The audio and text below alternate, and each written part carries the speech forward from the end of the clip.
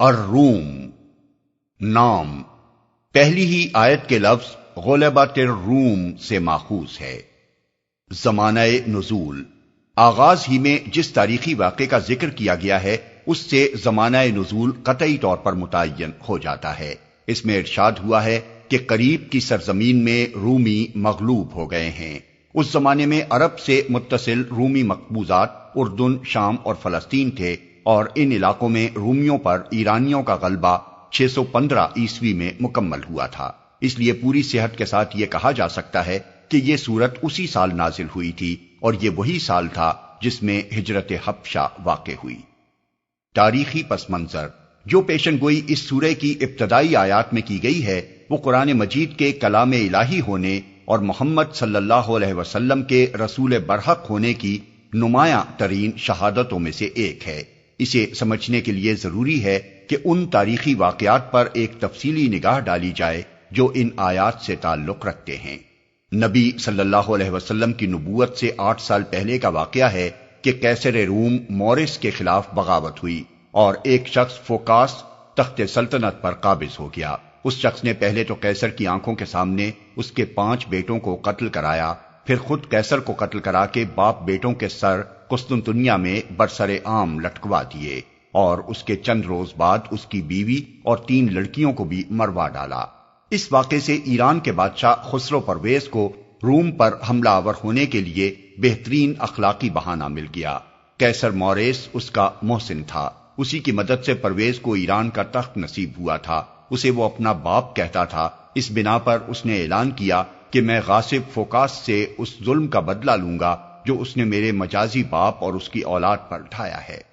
603 عیسوی میں اس نے سلطنت روم کے خلاف جنگ کا آغاز کیا، اور چند سال کے اندر وہ فوکاس کی فوجوں کو پے در پے شکستیں دیتا ہوا ایک طرف ایشیائے کوچک میں ایڈیسا موجودہ اورفا تک، اور دوسری طرف شام میں حلب اور انطاکیہ تک پہنچ گیا۔ روم کے آیان سلطنت یہ دیکھ کر کہ فوکاس ملک کو نہیں بچا سکتا، افریقہ کے گورنر سے مدد کے طالب ہوئے۔ اس نے اپنے بیٹے ہرقل کو ایک طاقتور بیڑے کے ساتھ قسطنطنیہ بھیج دیا۔ اس کے پہنچتے ہی فوکاس معزول کر دیا گیا، اس کی جگہ ہرقل قیصر بنایا گیا، اور اس نے برسر اقتدار آ کر فوکاس کے ساتھ وہی کیا جو اس نے مورس کے ساتھ کیا تھا۔ یہ 610 عیسوی کا واقعہ ہے، اور یہ وہی سال ہے جس میں نبی صلی اللہ علیہ وسلم اللہ کی طرف سے منصب نبوت پر سرفراز ہوئے۔ خسرو پرویز نے جس اخلاقی بہانے کو بنیاد بنا کر جنگ چھیڑی تھی، فوکاس کے عزل اور قتل کے بعد وہ ختم ہو چکا تھا۔ اگر واقعی اس کی جنگ کا مقصد غاصب فوکاس سے اس کے ظلم کا بدلہ لینا ہوتا تو اس کے مارے جانے پر اسے نئے قیصر سے صلح کر لینی چاہیے تھی، مگر اس نے پھر بھی جنگ جاری رکھی، اور اب اس جنگ کو اس نے مجوسیت اور مسیحیت کی مذہبی جنگ کا رنگ دے دیا۔ عیسائیوں کے جن فرقوں کو رومی سلطنت کے سرکاری کلیسا نے ملحد قرار دے کر سالہ سال سے تختہ مشق ستم بنا رکھا تھا، یعنی نستوری اور یعقوبی وغیرہ، ان کی ساری ہمدردیاں بھی مجوسی حملہ آوروں کے ساتھ ہو گئیں، اور یہودیوں نے بھی مجوسیوں کا ساتھ دیا، حتیٰ کہ خسرو پرویز کی فوج میں بھرتی ہونے والے یہودیوں کی تعداد 26,000 تک پہنچ گئی۔ ہرقل آ کر اس سیلاب کو نہ روک سکا۔ تخت نشین ہوتے ہی پہلی اطلاع جو اسے مشرق سے ملی وہ انطاکیہ پر ایرانی قبضے کی تھی۔ اس کے بعد 613 عیسوی میں دمشق فتح ہوا،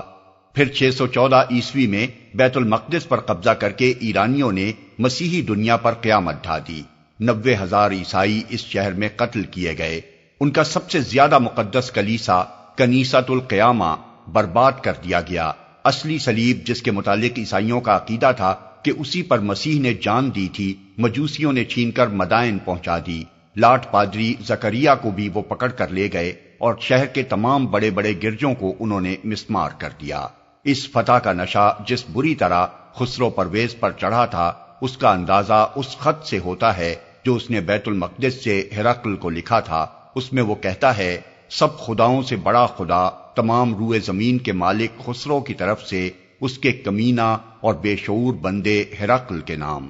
تو کہتا ہے کہ تجھے اپنے رب پر بھروسہ ہے، کیوں نہ تیرے رب نے یروشلم کو میرے ہاتھ سے بچا لیا۔ اس فتح کے بعد 1 سال کے اندر اندر ایرانی فوجیں اردن، فلسطین اور جزیرہ نمائے سینا کے پورے علاقے میں قابض ہو کر حدود مصر تک پہنچ گئیں۔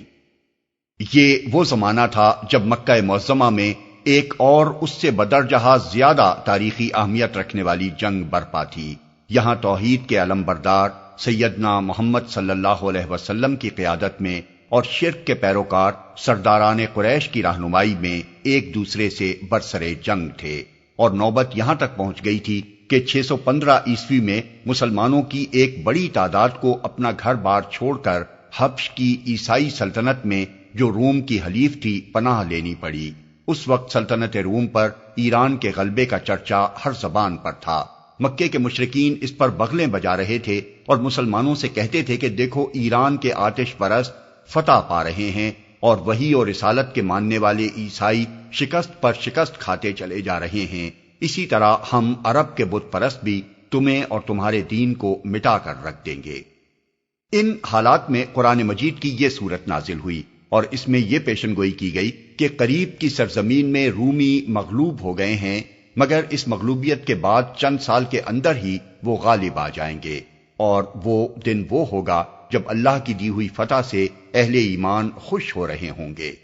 اس میں ایک کے بجائے دو پیشن گوئیاں تھیں، ایک یہ کہ رومیوں کو غلبہ نصیب ہوگا، دوسرے یہ کہ مسلمانوں کو بھی اسی زمانے میں فتح حاصل ہوگی۔ بظاہر دور دور تک کہیں اس کے آثار موجود نہ تھے کہ ان میں سے کوئی ایک پیشن گوئی بھی چند سال کے اندر پوری ہو جائے گی۔ ایک طرف مٹھی بھر مسلمان تھے جو مکے میں مارے اور کھدیڑے جا رہے تھے، اور اس پیشن گوئی کے بعد بھی 8 سال تک ان کے لیے غلبہ و فتح کا کوئی امکان کسی کو نظر نہ آتا تھا۔ دوسری طرف روم کی مغلوبیت روز بروز بڑھتی چلی گئی۔ 619 عیسوی تک پورا مصر ایران کے قبضے میں چلا گیا، اور مجوسی فوجوں نے طرابلس کے قریب پہنچ کر اپنے جھنڈے گاڑ دیے۔ ایشیائے کوچک میں ایرانی فوجیں رومیوں کو مارتی دباتی باسفورس کے کنارے تک پہنچ گئیں، اور 617 عیسوی میں انہوں نے عین قسطنطنیہ کے سامنے خلقدون موجودہ قاضی کوئی پر قبضہ کر لیا۔ قیصر نے خسرو کے پاس ایلچی بھیج کر نہایت عاجزی کے ساتھ درخواست کی کہ میں ہر قیمت پر صلح کرنے کے لیے تیار ہوں، مگر اس نے جواب دیا کہ اب میں قیصر کو اس وقت تک امان نہ دوں گا جب تک وہ پابہ زنجیر میرے سامنے حاضر نہ ہو اور اپنے خدائے مصلوب کو چھوڑ کر خداوند آتش کی بندگی نہ اختیار کر لے۔ آخر کار قیصر اس حد تک شکست خوردہ ہو گیا کہ اس نے قسطنطنیہ چھوڑ کر قرطاجنہ موجودہ ٹیونس منتقل ہو جانے کا ارادہ کر لیا۔ غرض انگریز مورخ گبن کے بقول قرآن مجید کی اس پیشن گوئی کے بعد بھی 7-8 برس تک حالات ایسے تھے کہ کوئی شخص یہ تصور تک نہ کر سکتا تھا کہ رومی سلطنت ایران پر غالب آ جائے گی، بلکہ غلبہ تو درکنار اس وقت تک تو کسی کو یہ امید بھی نہ تھی کہ اب یہ سلطنت زندہ رہ جائے گی۔ قرآن کی یہ آیات جب نازل ہوئی تو کفار مکہ نے ان کا خوب مذاق اڑایا، اور ابی بن خلف نے حضرت ابو بکر صدیق رضی اللہ سے شرط بدی کہ اگر 3 سال کے اندر رومی غالب آ گئے تو 10 اونٹ میں دوں گا، ورنہ 10 اونٹ تم کو دینے ہوں گے۔ نبی صلی اللہ علیہ وسلم کو اس شرط کا علم ہوا تو آپ نے فرمایا قرآن میں فی بضع سنین کے الفاظ آئے ہیں، اور عربی زبان میں بضع کا اطلاق 10 سے کم پر ہوتا ہے، اس لیے 10 سال کے اندر کی شرط کرو اور اونٹوں کی تعداد بڑھا کر 100 کر دو۔ چنانچہ حضرت ابو بکر نے ابی سے پھر بات کی اور نئے سرے سے یہ شرط طے ہوئی کہ 10 سال کے اندر فریقین میں سے جس کی بات غلط ثابت ہوگی وہ 100 اونٹ دے گا۔ 622 عیسوی میں ادھر نبی صلی اللہ علیہ وسلم ہجرت کر کے مدینہ طیبہ تشریف لے گئے، اور ادھر قیصر ہرقل خاموشی کے ساتھ قسطنطنیہ سے بحر اسود کے راستے طرابزون کی طرف روانہ ہوا، جہاں اس نے ایران پر پشت کی طرف سے حملہ کرنے کی تیاری کی۔ اس جوابی حملے کی تیاری کے لیے قیصر نے کلیسا سے روپیہ مانگا، اور مسیحی کلیسا کے اسقف اعظم سرجیس نے مسیحیت کو مجوسیت سے بچانے کے لیے گرجاؤں کے نذرانوں کی جمع شدہ دولت سود پر قرض دی۔ ہرقل نے اپنا حملہ 623 عیسوی میں آرمینیا سے شروع کیا، اور دوسرے سال 624 عیسوی میں اس نے آذربائیجان میں گھس کر زرتشت کے مقام پیدائش ارمیا کو تباہ کر دیا، اور ایرانیوں کے سب سے بڑے آتش کدے کی اینٹ سے اینٹ بجا دی۔ خدا کی قدرت کا کرشمہ دیکھیے کہ یہی وہ سال تھا جس میں مسلمانوں کو بدر کے مقام پر پہلی مرتبہ مشرکین کے مقابلے میں فیصلہ کن فتح نصیب ہوئی۔ اس طرح وہ دونوں پیشن گوئیاں جو سورہ روم میں کی گئی تھیں 10 سال کی مدت ختم ہونے سے پہلے بیک وقت پوری ہو گئیں۔ پھر روم کی فوجیں ایرانیوں کو مسلسل دباتی چلی گئیں۔ نینوا کی فیصلہ کن لڑائی 627 عیسوی میں انہوں نے سلطنت ایران کی کمر توڑ دی۔ اس کے بعد شاہان ایران کی قیامگاہ دستگرد یعنی دسکرت الملک کو تباہ کر دیا گیا، اور آگے بڑھ کر ہرقل کے لشکر عین ٹیسفون کے سامنے پہنچ گئے جو اس وقت ایران کا دارالسلطنت تھا۔ 628 عیسوی میں خسرو پرویز کے خلاف گھر میں بغاوت رونما ہوئی، وہ قید کیا گیا، اس کی آنکھوں کے سامنے اس کے 18 بیٹے قتل کر دیے گئے، اور چند روز بعد وہ خود قید کی سختیوں سے ہلاک ہو گیا۔ یہی سال تھا جس میں صلح حدیبیہ واقع ہوئی، جسے قرآن فتح عظیم کے نام سے تعبیر کرتا ہے، اور یہی سال تھا جس میں خسرو کے بیٹے قباد ثانی نے تمام رومی مقبوضات سے دستبردار ہو کر اور اصلی صلیب واپس کر کے روم سے صلح کر لی۔ 629 عیسوی میں قیصر مقدس صلیب کو اس کی جگہ رکھنے کے لیے خود بیت المقدس گیا، اور اسی سال نبی صلی اللہ علیہ وسلم عمرۃ القضاء ادا کرنے کے لیے ہجرت کے بعد پہلی مرتبہ مکہ معظمہ میں داخل ہوئے۔ اس کے بعد کسی کے لیے بھی اس امر میں شبے کی گنجائش باقی نہ رہی کہ قرآن کی پیشن گوئی بالکل سچی تھی۔ عرب کے بکثرت مشرکین اس پر ایمان لے آئے۔ ابی بن خلف کے وارثوں کو ہار مان کر شرط کے اونٹ ابو بکر صدیق کے حوالے کرنے پڑے۔ وہ انہیں لے کر نبی صلی اللہ علیہ وسلم کی خدمت میں حاضر ہوئے۔ آپ نے حکم دیا کہ انہیں صدقہ کر دیا جائے، کیونکہ شرط اس وقت ہوئی تھی جب شریعت میں جوئے کی حرمت کا حکم نہیں آیا تھا، مگر اب حرمت کا حکم آ چکا تھا، اس لیے حربی کافروں سے شرط کا مال تو لے لینے کی اجازت دے دی گئی، مگر ہدایت کی گئی کہ اسے خود استعمال کرنے کے بجائے صدقہ کر دیا جائے۔ موضوع اور مضمون۔ اس سورہ میں کلام کا آغاز اس بات سے کیا گیا ہے کہ آج رومی مغلوب ہو گئے ہیں اور ساری دنیا یہ سمجھ رہی ہے کہ اس سلطنت کا خاتمہ قریب ہے، مگر چند سال نہ گزرنے پائیں گے کہ پانسا پلٹ جائے گا اور جو مغلوب ہے وہ غالب ہو جائے گا۔ اس تمہید سے یہ مضمون نکل آیا کہ انسان اپنی سطح بینی کی وجہ سے وہی کچھ دیکھتا ہے جو بظاہر اس کی آنکھوں کے سامنے ہوتا ہے، مگر اس ظاہر کے پردے کے پیچھے جو کچھ ہے اس کی اسے خبر نہیں ہوتی۔ یہ ظاہر بینی جب دنیا کے ذرا ذرا سے معاملات میں غلط فہمیوں اور غلط اندازوں کی موجب ہوتی ہے، اور جبکہ محض اتنی سی بات نہ جاننے کی وجہ سے کہ کل کیا ہونے والا ہے آدمی غلط تخمینے لگا بیٹھتا ہے، تو پھر بحیثیت مجموعی پوری زندگی کے معاملے میں ظاہر حیات دنیا پر اعتماد کر بیٹھنا اور اسی کی بنیاد پر اپنے پورے سرمایہ حیات کو داؤ پر لگا دینا کتنی بڑی غلطی ہے۔ اس طرح روم و ایران کے معاملے سے تقریر کا رخ آخرت کے مضمون کی طرف پھر جاتا ہے، اور مسلسل 3 رکوعوں تک طریقے سے یہ سمجھانے کی کوشش کی جاتی ہے کہ آخرت ممکن بھی ہے، معقول بھی ہے، اس کی ضرورت بھی ہے، اور انسانی زندگی کے نظام کو درست رکھنے کے لیے بھی یہ ضروری ہے کہ آدمی آخرت کا یقین رکھ کر اپنی موجودہ زندگی کا پروگرام اختیار کرے، ورنہ وہی غلطی واقع ہوگی جو ظاہر پر اعتماد کر لینے سے واقع ہوا کرتی ہے۔ اس سلسلے میں آخرت پر استدلال کرتے ہوئے کائنات کے جن آثار کو شہادت میں پیش کیا گیا ہے وہ بین ہی وہی آثار ہیں جو توحید پر بھی دلالت کرتے ہیں۔ اس لیے چوتھے رکوع کے آغاز سے تقریر کا رخ توحید کے اثبات اور شرک کے ابطال کی طرف پھر جاتا ہے، اور بتایا جاتا ہے کہ انسان کے لیے فطری دین اس کے سوا کچھ نہیں ہے کہ وہ بالکل یکسو ہو کر خدائے واحد کی بندگی کرے۔ شرک فطرت کائنات اور فطرت انسان کے خلاف ہے، اسی لیے جہاں بھی انسان نے اس گمراہی کو اختیار کیا ہے وہاں فساد رونما ہوا ہے۔ اس موقع پر پھر اس فساد عظیم کی طرف جو اس وقت دنیا کی 2 سب سے بڑی سلطنتوں کے درمیان جنگ کی بدولت برپا تھا اشارہ کیا گیا ہے، اور بتایا گیا ہے کہ یہ فساد بھی شرک کے نتائج میں سے ہے، اور پچھلی انسانی تاریخ میں بھی جتنی قومیں مبتلا فساد ہوئی ہیں وہ سب بھی مشرک ہی تھیں۔ خاتمہ کلام پر تمثیل کے پیرائے میں لوگوں کو سمجھایا گیا ہے کہ جس طرح مردہ پڑی ہوئی زمین خدا کی بھیجی ہوئی بارش سے یکا یک جی اٹھتی ہے اور زندگی و بہار کے خزانے اگلنے شروع کر دیتی ہے، اسی طرح خدا کی بھیجی ہوئی وحی و نبوت بھی مردہ پڑی ہوئی انسانیت کے حق میں ایک باران رحمت ہے، جس کا نزول اس کے لیے زندگی اور نشو و نما اور خیر و فلاح کا موجب ہوتا ہے۔ اس موقع سے فائدہ اٹھاؤ گے تو یہی عرب کی سونی زمین رحمت الہی سے لہلہا اٹھے گی اور ساری بھلائی تمہارے اپنے لیے ہی ہوگی۔ اس سے فائدہ نہ اٹھاؤ گے تو اپنا ہی نقصان کرو گے۔ پھر پچھتانے کا کچھ حاصل نہ ہوگا اور تلافی کا کوئی موقع تمہیں میسر نہ آئے گا۔ بسم اللہ الرحمن الرحیم، شروع اللہ کے نام سے جو رحمان و رحیم ہے۔ الف لام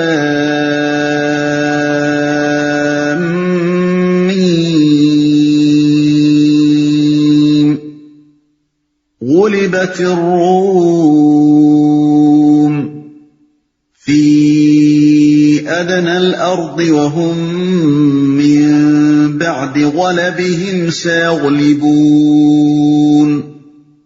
في بضع سنين لله الامر من قبل ومن بعد ويومئذ يفرح المؤمنون بنصر الله ينصر من يشاء وهو العزيز الرحيم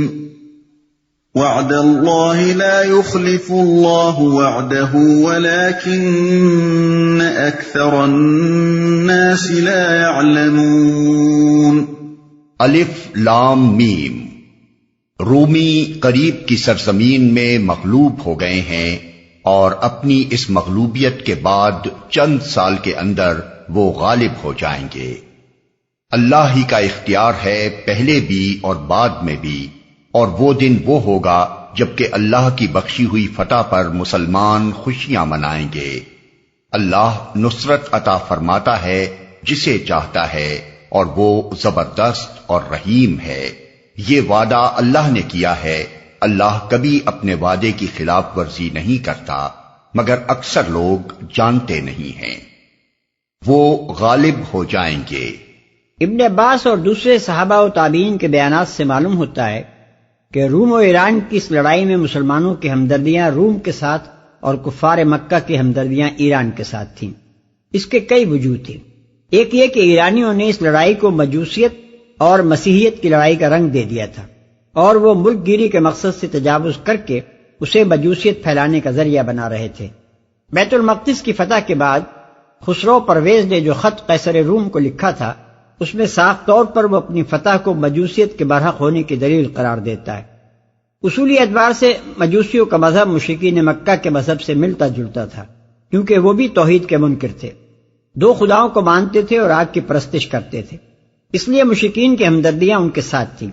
ان کے مقابلے میں مسیحی خواہ کتنے ہی مبتلا شرک ہو گئے ہوں، مگر وہ خدا کی توحید کو اصل دین مانتے تھے، آخرت کے قائل تھے اور وحی و رسالت کو سرچشمہ ہدایت تسلیم کرتے تھے۔ اس بنا پر ان کا دین اپنی اصل کے اعتبار سے مسلمانوں کے دین سے مشابہت رکھتا تھا، اور اسی لیے مسلمان قدرتی طور پر ان سے ہمدردی رکھتے تھے، اور ان پر مشرک قوم کا غلبہ انہیں ناگوار تھا۔ دوسری وجہ یہ تھی کہ ایک نبی کی آمد سے پہلے جو لوگ سابق نبی کو مانتے ہوں وہ اصولاً مسلمان ہی کی تاریخ میں آتے ہیں، اور جب تک بعد کے آنے والی نبی کی دعوت انہیں نہ پہنچے اور وہ اس کا انکار نہ کر دیں، ان کا شمار مسلمانوں ہی میں رہتا ہے۔ اس وقت نبی صلی اللہ علیہ وسلم کی بعثت پر صرف 5-6 برس ہی گزرے تھے، اور حضور صلی اللہ علیہ وسلم کی دعوت ابھی تک باہر نہیں پہنچی تھی، اس لیے مسلمان عیسائیوں کا شمار کافروں میں نہیں کرتے تھے۔ البتہ یہودی ان کی نگاہ میں کافر تھے، کیونکہ وہ حضرت عیسیٰ علیہ السلام کی نبوت کا انکار کر چکے تھے۔ تیسری وجہ یہ تھی کہ آغاز اسلام میں عیسائیوں کی طرف سے مسلمانوں کے ساتھ ہمدردی ہی کا برتاؤ ہوا تھا، جیسا کہ سورہ قصص آیات 52 تا 55 اور سورہ مائدہ آیات 82 تا 85 میں بیان ہوا ہے، بلکہ ان میں سے بہت سے لوگ کھلے دل سے دعوت حق کو قبول کر رہے تھے۔ پھر ہجرت حبشہ کے موقع پر جس طرح حبش کے عیسائی بادشاہ نے مسلمانوں کو پناہ دی اور ان کی واپسی کے لیے کفار مکہ کے مطالبے کو ٹھکرا دیا، اس کا بھی یہ تقاضا تھا کہ مسلمان مجوسیوں کے مقابلے میں عیسائیوں کے خیر خواہ ہوں، پہلے بھی اور بعد میں بھی۔ یعنی پہلے جب ایرانی غالب آئے تو اس بنا پر نہیں کہ معاذ اللہ خداوند عالم ان کے مقابلے میں شکست کھا گیا، اور بعد میں جب رومی فتحیاب ہوں گے تو اس کے معنی یہ نہیں ہے کہ اللہ تعالیٰ کو اس کا کھویا ہوا ملک مل جائے گا۔ فرمانروائی تو ہر حال میں اللہ ہی کی ہے، پہلے جسے فتح نصیب ہوئی اسے بھی اللہ ہی نے فتح دی، اور بعد میں جو فتح پائے گا وہ بھی اللہ ہی کے حکم سے پائے گا۔ اس کی خدائی میں کوئی اپنے زور سے غلبہ حاصل نہیں کر سکتا، جسے وہ اٹھاتا ہے وہی اٹھتا ہے، اور جسے وہ گراتا ہے وہی گرتا ہے۔ مسلمان خوشیاں منائیں گے۔ ابن عباس رضی اللہ عنہ، ابو سعید خدری رضی اللہ عنہ، سفیان ثوری رحمۃ اللہ علیہ، سدی رحمۃ اللہ علیہ وغیرہ حضرات کا بیان ہے کہ ایرانیوں پر رومیوں کی فتح اور جنگ بدر میں مشرکین پر مسلمانوں کی فتح کا زمانہ ایک ہی تھا، اس لیے مسلمانوں کو دوہری خوشی حاصل ہوئی۔ یہی بات ایران اور روم کی تاریخوں سے بھی ثابت ہے۔ 624 عیسوی ہی وہ سال ہے جس میں جنگ بدر ہوئی، اور یہی وہ سال ہے جس میں قیصر روم نے زرتشت کا مولد تباہ کیا اور ایران کے سب سے بڑے آتش کدے کو مسمار کر دیا۔ يعلمون ظاهرا من الحياة الدنيا وهم عن الآخرة هم غافلون۔ لوگ دنیا کی زندگی کا بس ظاہری پہلو جانتے ہیں اور آخرت سے وہ خود ہی غافل ہیں۔ یعنی اگرچہ آخرت پر دلالت کرنے والے آثار و شواہد کثرت سے موجود ہیں اور اس سے غفلت کی کوئی معقول وجہ نہیں ہے، لیکن یہ لوگ اس سے خود ہی غفلت برت رہے ہیں۔ دوسرے الفاظ میں یہ ان کی اپنی کوتاہی ہے کہ دنیاوی زندگی کے ظاہری پردے پر نگاہ جما کر بیٹھ گئے ہیں اور اس کے پیچھے جو کچھ آنے والا ہے اس سے بالکل بے خبر ہیں، ورنہ خدا کی طرف سے ان کو خبردار کرنے میں کوئی کوتاہی نہیں ہوئی ہے۔ اولم يتفکروا فی انفسهم ما خلق الله السماوات والارض وما بينهما الا بالحق واجل مسمى وان كثيرا من الناس بلقاء ربهم لكافرون۔ کیا انہوں نے کبھی اپنے آپ میں غور و فکر نہیں کیا؟ اللہ نے زمین اور آسمانوں کو اور ان ساری چیزوں کو جو ان کے درمیان ہیں برحق اور ایک مقرر مدت ہی کے لیے پیدا کیا ہے، مگر بہت سے لوگ اپنے رب کی ملاقات کے منکر ہیں۔ کبھی اپنے آپ میں غور و فکر نہیں کیا؟ یہ آخرت پر بجائے خود ایک مستقل استدلال ہے۔ اس کے معنی یہ ہے کہ اگر یہ لوگ باہر کسی طرف نگاہ دوڑانے سے پہلے خود اپنے وجود پر غور کرتے تو انہیں اپنے اندر ہی وہ دلائل مل جاتے جو موجودہ زندگی کے بعد دوسری زندگی کی ضرورت ثابت کرتے ہیں۔ انسان کی 3 امتیازی خصوصیات ایسی ہیں جو اس کو زمین کی دوسری موجودات سے ممیز کرتی ہیں۔ ایک یہ کہ زمین اور اس کے ماحول کی بے شمار چیزیں اس کے لیے مسخر کر دی گئی ہیں اور ان پر تصرف کے وسیع اختیارات اس کو بخش دیے گئے ہیں۔ دوسرے یہ کہ اسے اپنی رائے زندگی کے انتخاب میں آزاد چھوڑ دیا گیا ہے۔ ایمان اور کفر، طاعت اور معصیت، نیکی اور بدی کی راہوں میں سے جس راہ پر بھی جانا چاہے جا سکتا ہے۔ حق اور باطل، صحیح اور غلط جس طریقوں کو بھی اختیار کرنا چاہے کر سکتا ہے۔ ہر راستے پر چلنے کے لیے اسے توفیق دے دی جاتی ہے اور اس پر چلنے میں وہ خدا کے فراہم کردہ ذرائع استعمال کر سکتا ہے، خواہ وہ خدا کی اطاعت کا راستہ ہو یا اس کی نافرمانی کا راستہ۔ تیسرے یہ کہ اس میں پیدائشی طور پر اخلاق کی حص رکھ دی گئی ہے جس کی بنا پر وہ اختیاری اعمال اور غیر اختیاری اعمال میں فرق کرتا ہے۔ اختیاری اعمال پر نیکی اور بدی کا حکم لگاتا ہے اور بداہتاً یہ رائے قائم کرتا ہے کہ اچھا عمل جزا کا اور برا عمل سزا کا مستحق ہونا چاہیے۔ یہ تینوں خصوصیتیں جو انسان کے اپنے وجود میں پائی جاتی ہیں اس بات کی نشاندہی کرتی ہیں کہ کوئی وقت ایسا ہونا چاہیے جب انسان سے محاسبہ کیا جائے، جب اس سے پوچھا جائے کہ جو کچھ دنیا میں اس کو دیا گیا تھا اس پر تصرف کے اختیارات کو اس نے کس طرح استعمال کیا، جب یہ دیکھا جائے کہ اس نے اپنی آزادی انتخاب کو استعمال کر کے صحیح راستہ اختیار کیا یا غلط، جب اس کے اختیاری اعمال کی جانچ کی جائے اور نیک عمل پر جزا اور برے عمل پر سزا دی جائے۔ یہ وقت لامحالہ انسان کا کارنامہ زندگی ختم اور اس کا دفتر عمل بند ہونے کے بعد ہی آ سکتا ہے، نہ کہ اس سے پہلے، اور یہ وقت لازماً اسی وقت آنا چاہیے جبکہ ایک فرد یا ایک قوم کا نہیں بلکہ تمام انسانوں کا دفتر عمل بند ہو، کیونکہ ایک فرد یا ایک قوم کے مر جانے پر ان اثرات کا سلسلہ ختم نہیں ہو جاتا جو اس نے اپنے اعمال کی بدولت دنیا میں چھوڑے ہیں۔ اس کے چھوڑے ہوئے اچھے یا برے اثرات بھی تو اس کے حساب میں شمار ہونے چاہیے۔ یہ اثرات جب تک مکمل طور پر ظاہر نہ ہو لیں، انصاف کے مطابق پورا محاسبہ کرنا اور پوری جزا یا سزا دینا کیسے ممکن ہے؟ اس طرح انسان کا اپنا وجود اس بات کی شہادت دیتا ہے، اور زمین میں انسان کو جو حیثیت حاصل ہے وہ آپ سے آپ اس امر کا تقاضا کرتی ہے کہ دنیا کی موجودہ زندگی کے بعد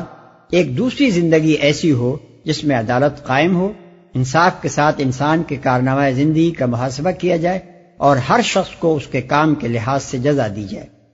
ایک مقرر مدت ہی کے لیے پیدا کیا ہے۔ اس فقرے میں آخرت کی 2 مزید دلیلیں دی گئی ہیں۔ اس میں بتایا گیا ہے کہ اگر انسان اپنے وجود سے باہر کے نظام کائنات کو بنظر غور دیکھے تو اسے 2 حقیقتیں نمایاں نظر آئیں گی۔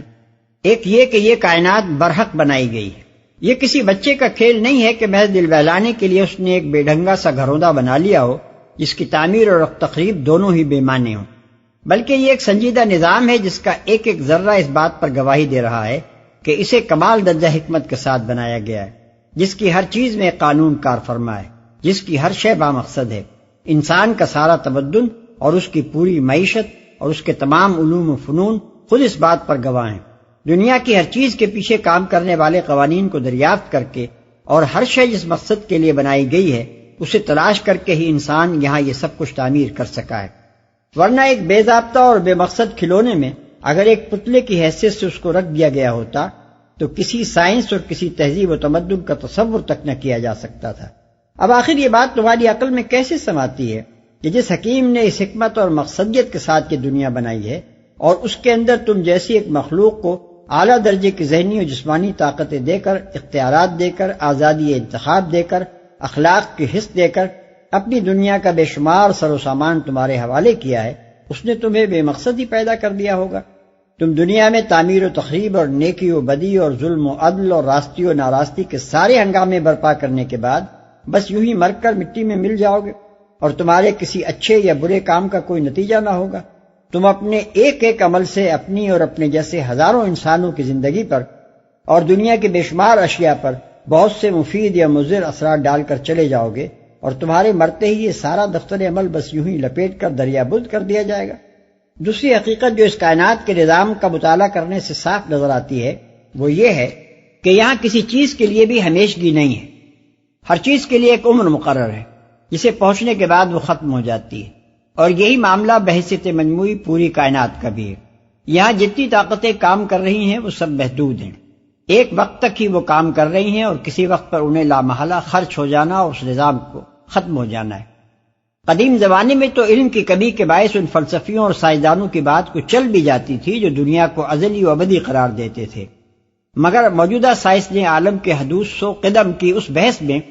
جو ایک مدت دراز سے دہریوں اور خدا پرستوں کے درمیان چلی آ رہی تھی قریب قریب حتمی طور پر اپنا ووٹ خدا پرستوں کے حق میں ڈال دیا ہے۔ اب دہریوں کے لیے عقل اور حکمت کا نام لے کر یہ دعویٰ کرنے کی کوئی گنجائش باقی نہیں رہی ہے کہ دنیا ہمیشہ سے ہے اور ہمیشہ رہے گی اور قیامت کبھی نہ آئے گی۔ پرانی مادہ پرستی کا سارا انحصار اس تخیل پر تھا کہ مادہ فنا نہیں ہو سکتا، صرف صورت بدلی جا سکتی ہے، مگر ہر تغیر کے بعد مادہ ہی رہتا ہے اور اس کی مقدار میں کوئی کمی و بیشی نہیں ہوتی۔ اس بنا پر یہ نتیجہ نکالا جاتا تھا کہ اس عالم مادی کی نہ کوئی ابتدا ہے نہ انتہا، لیکن اب جوہری توانائی یعنی ایٹمک انرجی کے انکشاف نے اس پورے تخیل کی بساط الٹ کر رکھ دی ہے۔ اب یہ بات کھل گئی ہے کہ قوت مادے میں تبدیل ہوتی ہے اور مادہ پھر قوت میں تبدیل ہو جاتا ہے، حتیٰ کہ نہ صورت باقی رہتی ہے نہ ہیولا۔ اب حرکیات حرارت کے دوسرے قانون یعنی second law of thermo dynamics نے یہ ثابت کر دیا ہے کہ یہ عالم مادی نہ ازلی ہو سکتا ہے نہ ابدی، اس کو لازماً ایک وقت شروع اور ایک وقت ختم ہونا ہی چاہیے۔ اس لیے سائنس کی بنیاد پر اب قیامت کا انکار ممکن نہیں رہا ہے، اور ظاہر بات ہے کہ جب سائنس ہتھیار ڈال دے تو فلسفہ کن ٹانگوں پر اٹھ کر قیامت کا انکار کرے گا۔ اپنے رب کی ملاقات کے منکر ہیں، یعنی اس بات کے منکر کہ انہیں مرنے کے بعد اپنے رب کے سامنے حاضر ہونا ہے۔ أَوَلَمْ يَسِيرُوا فِي الْأَرْضِ فَيَنظُرُوا كَيْفَ كَانَ عَاقِبَةُ الَّذِينَ مِن قَبْلِهِمْ كَانُوا أَشَدَّ مِنْهُمْ قُوَّةً وَأَثَارُوا الْأَرْضَ وَعَمَرُوهَا أَكْثَرَ مِمَّا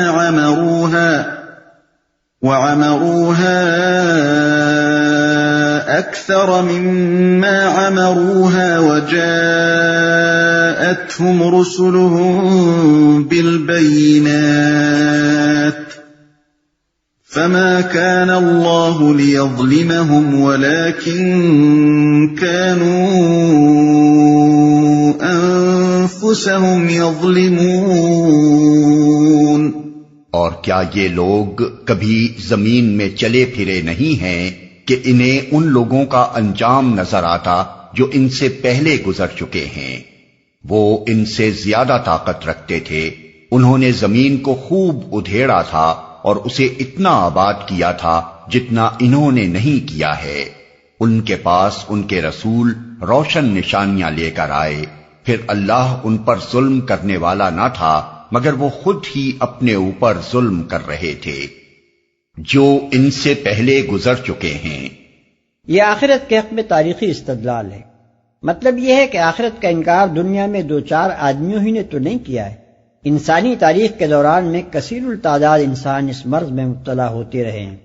بلکہ پوری پوری قومیں ایسی گزری ہیں جنہوں نے یا تو اس کا انکار کیا ہے یا اس سے غافل ہو کر رہی ہیں، یا حیات بعد الموت کے متعلق ایسے غلط عقیدے ایجاد کر لیے ہیں جن سے آخرت کا عقیدہ بے معنی ہو کر رہ جاتا ہے۔ پھر تاریخ کا مسلسل تجربہ یہ بتاتا ہے کہ انکار آخرت جس صورت میں بھی کیا گیا ہے اس کا لازمی نتیجہ یہ ہوا کہ لوگوں کے اخلاق بگڑے، وہ اپنے آپ کو غیر ذمہ دار سمجھ کر شتر بے مہار بن گئے، انہوں نے ظلم و فساد اور فسق و فجور کی حد کر دی، اور اسی چیز کی بدولت قوموں پر قومیں تباہ ہوتی چلی گئیں۔ کیا ہزاروں سال کی تاریخ کا یہ تجربہ جو پے در پے انسانی نسلوں کو پیش آتا رہا ہے، یہ ثابت نہیں کرتا کہ آخرت ایک حقیقت ہے جس کا انکار انسان کے لیے تباہ کن ہے؟ انسان کشش ثقل کا اسی لیے تو قائل ہوا ہے کہ تجربے اور مشاہدے سے اس نے مادی اشیاء کو ہمیشہ زمین کی طرف گرتے دیکھا ہے۔ انسان نے زہر کو زہر اسی لیے تو مانا ہے کہ جس نے بھی زہر کھایا وہ ہلاک ہوا۔ اسی طرح جب آخرت کا انکار ہمیشہ انسان کے لیے اخلاقی بگاڑ کا موجب ثابت ہوا ہے تو کیا یہ تجربہ یہ سبق دینے کے لیے کافی نہیں ہے کہ آخرت ایک حقیقت ہے اور اس کو نظر انداز کر کے دنیا میں زندگی بسر کرنا غلط ہے؟ زمین کو خوب ادھیڑا تھا، اصل میں لفظ اثار الارض استعمال ہوا ہے۔ اس کا اطلاق زراعت کے لیے ہل چلانے پر بھی ہو سکتا ہے اور زمین کھود کر زیر زمین پانی، نہریں، کاریزیں اور معدنیات وغیرہ نکالنے پر بھی۔ اتنا آباد کیا جتنا انہوں نے نہیں کیا ہے۔ اس میں ان لوگوں کے استدلال کا جواب موجود ہے جو محض مادی ترقی کو کسی قوم کے صالح ہونے کی علامت سمجھتے ہیں۔ وہ کہتے ہیں کہ جن لوگوں نے زمین کے ذرائع کو اتنے بڑے پیمانے پر استعمال یعنی ایکسپلائٹ کیا ہے، جنہوں نے دنیا میں عظیم الشان تعمیری کام کیے ہیں اور ایک شاندار تمدن کو جنم دیا ہے، بھلا یہ کیسے ممکن ہے کہ اللہ تعالیٰ ان کو جہنم کا ایندھن بنا دے؟ قرآن اس کا جواب یہ دیتا ہے کہ یہ تعمیری کام پہلے بھی بہت سی قوموں نے بڑے پیمانے پر کیے ہیں۔ پھر کیا تمہاری آنکھوں نے نہیں دیکھا کہ وہ قومیں اپنی تہذیب اور اپنے تمدن سمیت پیوند خاک ہو گئیں اور ان کی تعمیر کا قصر فلک بوس زمین پر آ رہا؟ جس خدا کے قانون نے یہاں عقیدہ حق اور اخلاق صالحہ کے بغیر محض مادی تعمیر کی یہ قدر کی ہے، آخر کیا وجہ ہے کہ اسی خدا کا قانون دوسرے جہان میں انہیں واصل بجہنم نہ کرے؟ روشن نشانیاں لے کر آئے، یعنی ایسی نشانیاں لے کر آئے جو ان کے نبی صادق ہونے کا یقین دلانے کے لیے کافی تھیں۔ اس سیاق و سباق میں انبیاء کی آمد کے ذکر کا مطلب یہ ہے کہ ایک طرف انسان کے اپنے وجود میں اور اس سے باہر ساری کائنات کے نظام میں اور انسانی تاریخ کے مسلسل تجربے میں آخرت کی شہادتیں موجود تھیں، اور دوسری طرف پے در پے ایسے انبیاء بھی آئے جن کے ساتھ ان کی نبوت کے برحق ہونے کی کھلی کھلی علامتیں پائی جاتی تھیں، اور انہوں نے انسانوں کو خبردار کیا کہ فی الواقع آخرت آنے والی ہے۔ خود ہی اپنے اوپر ظلم کر رہے تھے، یعنی اس کے بعد جو تباہی ان قوموں پر آئی وہ ان پر خدا کا ظلم نہ تھا بلکہ وہ ان کا اپنا ظلم تھا جو انہوں نے اپنے اوپر کیا۔ جو شخص یا گروہ نہ خود صحیح سوچے اور نہ کسی سمجھانے والے کے سمجھانے سے صحیح رویہ اختیار کرے، اس پر اگر تباہی آتی ہے تو وہ آپ ہی اپنے برے انجام کا ذمہ دار ہے، خدا پر اس کا الزام عائد نہیں کیا جا سکتا۔ خدا نے تو اپنی کتابوں اور اپنے انبیاء کے ذریعے سے انسان کو حقیقت کا علم دینے کا انتظام بھی کیا ہے، اور وہ علمی و عقلی وسائل بھی عطا کیے ہیں جن سے کام لے کر وہ ہر وقت انبیاء اور کتب آسمانی کے دیے ہوئے علم کی صحت جانچ سکتا ہے۔ اس رہنمائی اور ان ذرائع سے اگر خدا نے انسان کو محروم رکھا ہوتا اور اس حالت میں انسان کو غلط روی کے نتائج سے دوچار ہونا پڑتا، تب بلا شبہ خدا پر ظلم کے اس الزام کی گنجائش نکل سکتی تھی۔ ثم كان عاقبة الذين أساءوا السوء أن كذبوا بآيات الله وكانوا بها يستهزئون۔ آخر کار جن لوگوں نے برائیاں کی تھی ان کا انجام بہت برا ہوا، اس لیے کہ انہوں نے اللہ کی آیات کو جھٹلایا تھا اور وہ ان کا مذاق اڑاتے تھے۔ اللہ یبدأ الخلق ثم یعیدہ ثم الیہ ترجعون وَيَوْمَ تَقُومُ السَّاعَةُ يُبْلِسُ الْمُجْرِمُونَ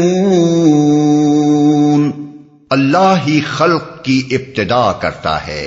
پھر وہی اس کا اعادہ کرے گا، پھر اسی کی طرف تم پلٹائے جاؤ گے، اور جب وہ ساعت برپا ہوگی اس دن مجرم ہک دھک رہ جائیں گے، وہی اس کا اعادہ کرے گا۔ یہ بات اگرچہ دعوے کے انداز میں بیان فرمائی گئی ہے، مگر اس میں خود دلیل دعویٰ بھی موجود ہے۔ سری عقل اس بات پر شہادت دیتی ہے کہ جس کے لیے خلق کی ابتدا کرنا ممکن ہو، اس کے لیے اسی خلق کا اعادہ کرنا بدرجہ اولا ممکن ہے۔ خلق کی ابتدا تو ایک امر واقعہ ہے جو سب کے سامنے موجود ہے، اور کفار و مشرکین بھی مانتے ہیں کہ یہ اللہ تعالیٰ ہی کا فعل ہے۔ اس کے بعد ان کا یہ خیال کرنا سراسر نامعقول بات ہے کہ وہی خدا جس نے اس خلق کی ابتدا کی ہے اس کا اعادہ نہیں کر سکتا۔ جب وہ ساعت برپا ہوگی، یعنی اللہ تعالیٰ کی طرف پلٹنے اور اس کے حضور پیش ہونے کی ساعت، مجرم ہک دک رہ جائیں گے۔ اصل میں لفظ ابلاس استعمال کیا گیا ہے، جس کے معنی ہے سخت مایوسی اور صدمے کی بنا پر کسی شخص کا گمسم ہو جانا، امید کے سارے راستے بند پا کر حیران و ششدر رہ جانا، کوئی حجت نہ پا کر دم بخود رہ جانا۔ یہ لفظ جب مجرم کے لیے استعمال کیا جائے تو ذہن کے سامنے اس کی یہ تصویر آتی ہے کہ ایک شخص عین حالت جرم میں بھرے ہاتھوں یعنی ریڈ ہینڈڈ پکڑا گیا ہے، نہ فرار کی کوئی راہ پاتا ہے، نہ اپنی صفائی میں کوئی چیز پیش کر کے بچ نکلنے کی توقع رکھتا ہے۔ اس لیے زبان اس کی بند ہے اور وہ انتہائی مایوسی اور دل شکستگی کی حالت میں حیران و پریشان کھڑا ہے۔ اس مقام پر یہ بات بھی سمجھ لینی چاہیے کہ یہاں مجرمین سے مراد صرف وہی لوگ نہیں ہیں جنہوں نے دنیا میں قتل، چوری، ڈاکے اور اسی طرح کے دوسرے جرائم کیے ہیں، بلکہ وہ سب لوگ مراد ہیں جنہوں نے خدا سے بغاوت کی ہے، اس کے رسولوں کی تعلیم و ہدایت کو قبول کرنے سے انکار کیا ہے، آخرت کی جواب دہی کے منکر یا اس سے بے فکر رہے ہیں، اور دنیا میں خدا کے بجائے دوسروں کی یا اپنے نفس کی بندگی کرتے رہے ہیں۔ خواہ اس بنیادی گمراہی کے ساتھ انہوں نے وہ افعال کیے ہوں یا نہ کیے ہوں جنہیں عرف عام میں جرائم کہا جاتا ہے۔ مزید برآں اس میں وہ لوگ بھی شامل ہیں جنہوں نے خدا کو مان کر، اس کے رسولوں پر ایمان لا کر، آخرت کا اقرار کر کے پھر دانستہ اپنے رب کی نافرمانیاں کی ہیں اور آخر وقت تک اپنی اس باغیانہ روش پر ڈٹے رہے ہیں۔ یہ لوگ جب اپنی توقعات کے بالکل خلاف عالم آخرت میں یکایک جی اٹھیں گے اور دیکھیں گے کہ یہاں تو واقعی وہ دوسری زندگی پیش آ گئی ہے جس کا انکار کر کے یا جسے نظر انداز کر کے وہ دنیا میں کام کرتے رہے تھے، تو ان کے حواس باختہ ہو جائیں گے اور وہ کیفیت ان پر طاری ہوگی جس کا نقشہ یبلس المجرمون کے الفاظ میں کھینچا گیا ہے۔ وَلَمْ يَكُنْ لَهُم مِّن شُرَكَائِهِمْ شُفَعَاءُ وَكَانُوا بِشُرَكَائِهِمْ كَافِرِينَ ان کے ٹھہرائے ہوئے شریکوں میں کوئی ان کا سفارشی نہ ہوگا اور وہ اپنے شریکوں کے منکر ہو جائیں گے، کوئی ان کا سفارشی نہ ہوگا۔ شرکاء کا اطلاق 3 قسم کی ہستیوں پر ہوتا ہے، ایک ملائکہ، انبیاء، اولیاء اور شہداء و صالحین، جن کو مختلف زبانوں میں مشرکین نے خدائی صفات و اختیارات کا حامل قرار دے کر ان کے آگے مراسم عبودیت انجام دیے ہیں۔ وہ قیامت کے روز صاف کہہ دیں گے کہ تم یہ سب کچھ ہماری مرضی کے بغیر بلکہ ہماری تعلیم و ہدایت کے سراسر خلاف کرتے رہے ہو، اس لیے ہمارا تم سے کوئی واسطہ نہیں، ہم سے کوئی امید نہ رکھو کہ ہم تمہاری شفاعت کے لیے خدائے بزرگ کے سامنے کچھ عرض معروض کریں گے۔ دوسری قسم ان اشیاء کی ہے جو بے شعور یا بے جان ہیں، جیسے چاند، سورج، سیارے، درخت، پتھر اور حیوانات وغیرہ۔ مشرکین نے ان کو خدا بنایا اور ان کی پرستش کی اور ان سے دعائیں مانگی، مگر وہ بیچارے بے خبر ہیں کہ اللہ میاں کے خلیفہ صاحب یہ ساری نیاز مندیاں ان کے لیے وقف فرما رہے ہیں۔ ظاہر ہے کہ ان میں سے کوئی بھی وہاں ان کی شفاعت کے لیے آگے بڑھنے والا نہ ہوگا۔ تیسری قسم ان اکابر مجرمین کی ہے جنہوں نے خود کوشش کر کے مکر و فریب سے کام لے کر، جھوٹ کے جال پھیلا کر یا طاقت استعمال کر کے دنیا میں خدا کے بندوں سے اپنی بندگی کرائی، مثلا شیطان، جھوٹے مذہبی پیشوا اور ظالم و جابر حکمران وغیرہ۔ یہ وہاں خود گرفتار بلا ہوں گے، اپنے ان بندوں کی سفارش کے لیے آگے بڑھنا تو درکنار، ان کی تو الٹی کوشش یہ ہوگی کہ اپنے نامہ اعمال کا بوجھ ہلکا کریں اور داور محشر کے حضور یہ ثابت کر دیں کہ یہ لوگ اپنے جرائم کے خود ذمہ دار ہیں، ان کی گمراہی کا وبال ہم پر نہیں پڑنا چاہیے۔ اس طرح مشرکین کو وہاں کسی طرف سے بھی کوئی شفاعت بہم نہ پہنچے گی، وہ اپنے شریکوں کے منکر ہو جائیں گے۔ یعنی اس وقت یہ مشرکین خود اس بات کا اقرار کریں گے کہ ہم ان کو خدا کا شریک ٹھہرانے میں غلطی پر تھے۔ ان پر یہ حقیقت کھل جائے گی کہ فی الواقع ان میں سے کسی کا بھی خدائی میں کوئی حصہ نہیں ہے، اس لیے جس شرک پر آج وہ دنیا میں اصرار کر رہے ہیں اسی کا وہ آخرت میں انکار کر دیں گے۔ وَيَوْمَ تَقُومُ السَّاعَةُ يَوْمَئِذٍ يَتَفَرَّقُونَ،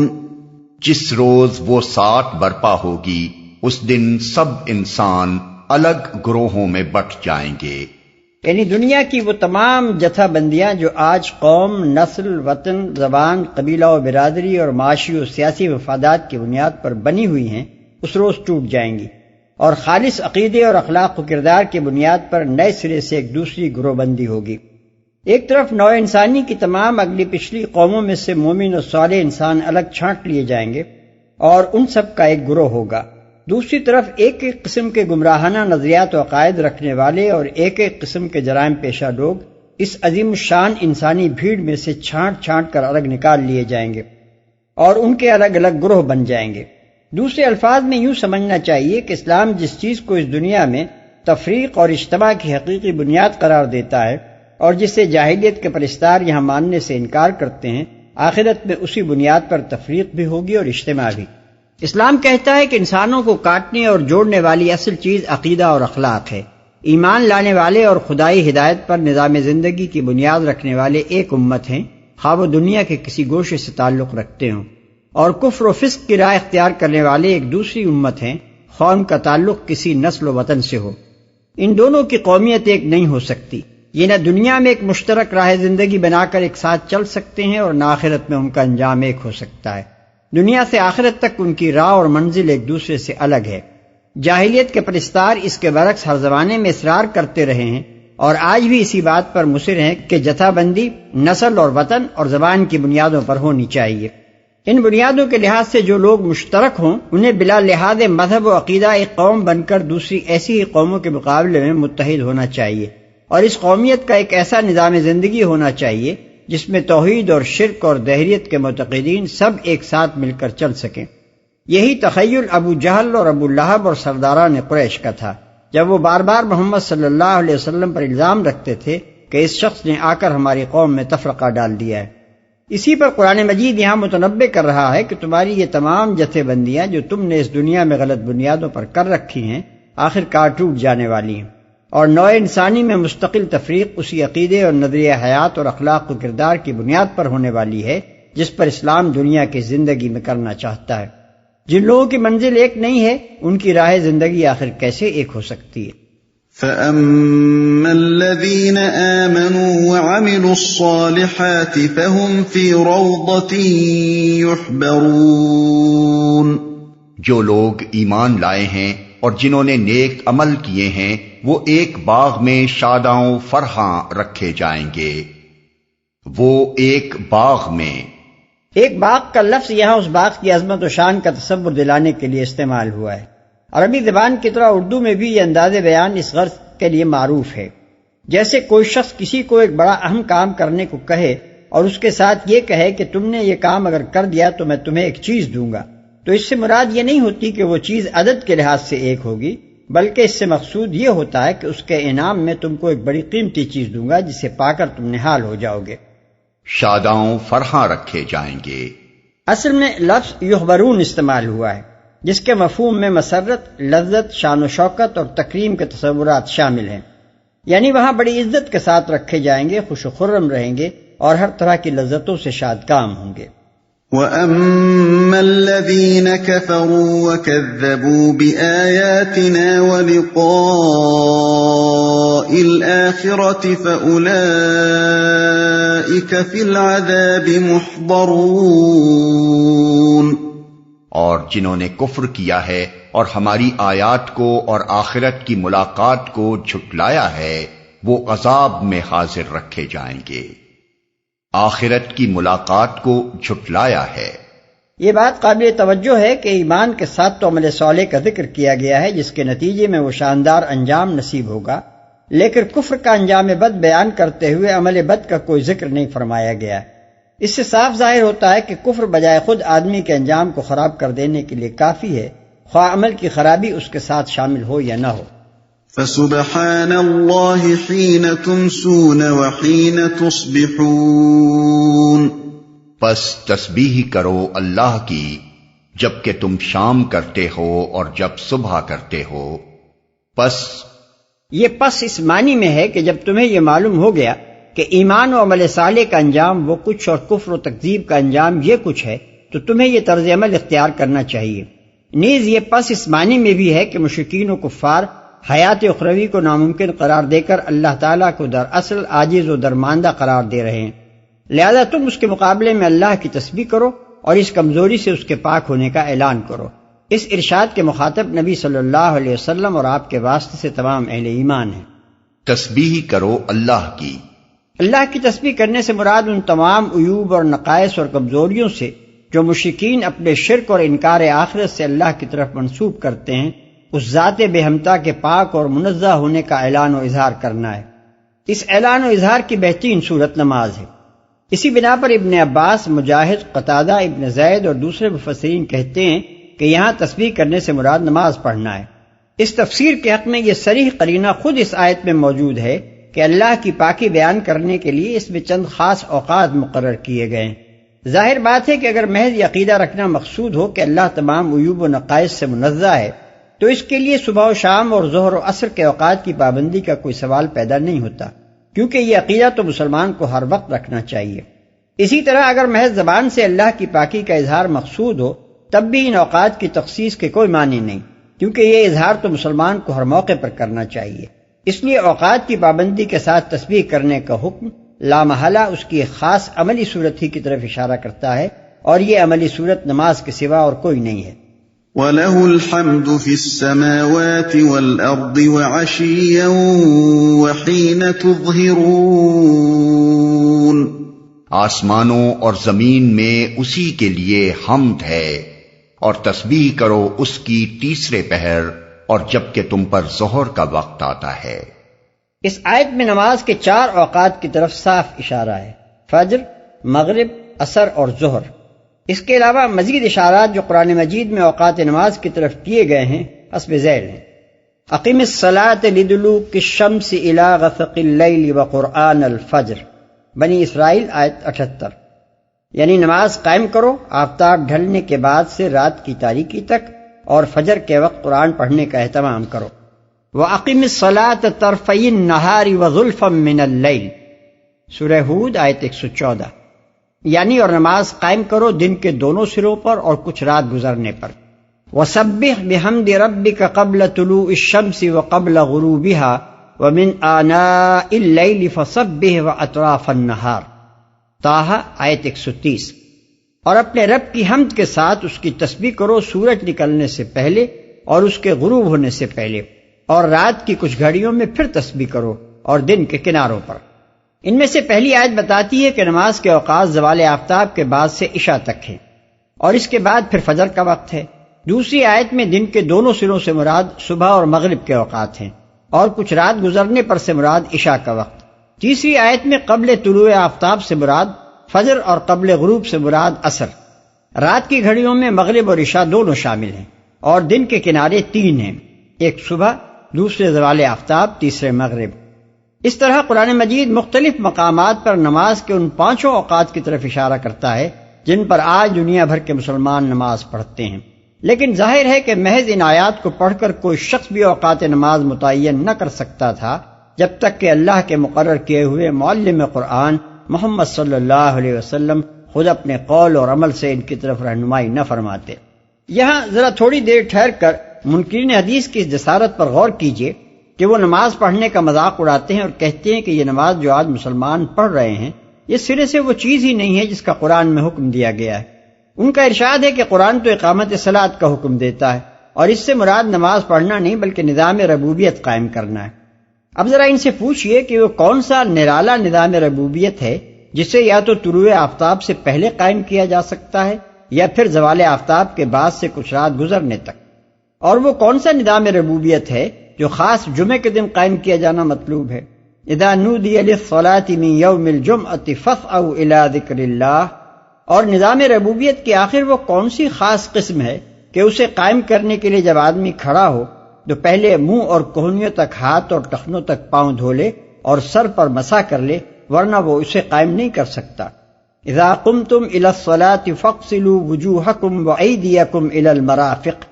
اور نظام ربوبیت کے اندر آخر یہ کیا خصوصیت ہے کہ اگر آدمی حالت جنابت میں ہو تو جب تک وہ غسل نہ کر لے اسے قائم نہیں کر سکتا۔ لا تقربوا الصلاة ولا جنبا الا عابری سبیل حتی تغتسلوا۔ اور یہ کیا معاملہ ہے کہ اگر آدمی عورت کو چھو بیٹھا ہو اور پانی نہ ملے تو اس عجیب و غریب نظام ربوبیت کو قائم کرنے کے لیے اسے پاک مٹی پر ہاتھ مار کر اپنے چہرے اور منہ پر ملنا ہوگا۔ او لامستم النساء فلم تجدوا ماء فتیمموا صعیدا طیبا فامسحوا بوجوہکم وایدیکم منہ۔ اور یہ کیسا عجیب نظام ربوبیت ہے کہ اگر سفر پیش آ جائے تو آدمی اسے پورا قائم کرنے کے بجائے آدھا ہی قائم کر لے۔ وَإِذَا ضَرَبْتُمْ فِي الْأَرْضِ فَلَيْسَ عَلَيْكُمْ جُنَاحٌ أَن تَقْصُرُوا مِنَ الصَّلَاةِ۔ پھر یہ کیا لطیفہ ہے کہ اگر جنگ کی حالت ہو تو فوج کے آدھے سپاہی ہتھیار لیے ہوئے امام کے پیچھے نظام ربوبیت قائم کرتے رہیں اور آدھے دشمن کے مقابلے میں ڈٹے رہیں۔ اس کے بعد جب پہلا گروہ امام کے پیچھے نظام ربوبیت قائم کرتے ہوئے ایک سجدہ کر لے تو وہ اٹھ کر دشمن کا مقابلہ کرنے کے لیے چلا جائے اور دوسرا گروہ اس کی جگہ آ کر امام کے پیچھے اس نظام ربوبیت کو قائم کرنا شروع کر دے۔ وَإِذَا كُنْتَ فِيهِمْ فَأَقَمْتَ لَهُمُ الصَّلَاةَ فَلْتَقُمْ طَائِفَةٌ مِّنْهُمْ مَعَكَ وَلْيَأْخُذُوا أَسْلِحَتَهُمْ فَإِذَا سَجَدُوا فَلْيَكُونُوا مِنْ وَرَائِكُمْ وَلْتَأْتِ طَائِفَةٌ أُخْرَى لَمْ يُصَلُّوا فَلْيُصَلُّوا مَعَكَ۔ قرآن مجید کی یہ ساری آیات صاف بتا رہی ہیں کہ اقامت صلاۃ سے مراد وہی نماز قائم کرنا ہے جو مسلمان دنیا بھر میں پڑھ رہے ہیں۔ لیکن منکرین حدیث ہیں کہ خود بدلنے کے بجائے قرآن کو بدلنے پر اصرار کیے چلے جاتے ہیں۔ حقیقت یہ ہے کہ جب تک کوئی شخص اللہ تعالیٰ کے مقابلے میں بالکل ہی بے باک نہ ہو جائے وہ اس کے کلام کے ساتھ یہ مذاق نہیں کر سکتا جو یہ حضرات کر رہے ہیں، یا پھر قرآن کے ساتھ یہ کھیل وہ شخص کھیل سکتا ہے جو اپنے دل میں اسے اللہ کا کلام نہ سمجھتا ہو اور محض دھوکہ دینے کے لیے قرآن پکار کر مسلمانوں کو گمراہ کرنا چاہتا ہو۔ يخرج الحي من الميت ويخرج الميت من الحي ويحيي الأرض بعد موتها وَكَذَلِكَ تُخْرَجُونَ۔ وہ زندہ میں سے مردے کو نکالتا ہے اور مردے میں سے زندہ کو نکال لاتا ہے اور زمین کو اس کی موت کے بعد زندگی بخشتا ہے، اسی طرح تم لوگ بھی حالت موت سے نکال لیے جاؤ گے۔ زندگی بخشتا ہے یعنی جو خدا ہر آن تمہاری آنکھوں کے سامنے یہ کام کر رہا ہے وہ آخر انسان کو مرنے کے بعد دوبارہ زندگی بخشنے سے عاجز کیسے ہو سکتا ہے؟ وہ ہر وقت زندہ انسانوں اور حیوانات میں سے فضلات یعنی ویسٹ میٹر خارج کر رہا ہے جن کے اندر زندگی کا شائبہ تک نہیں ہوتا۔ وہ ہر لمحہ بے جان مادے یعنی ڈیڈ میٹر کے اندر زندگی کی روح پھونک کر بے شمار جیتے جاگتے حیوانات، نباتات اور انسان وجود میں لا رہا ہے، حالانکہ بجائے خود ان مادوں میں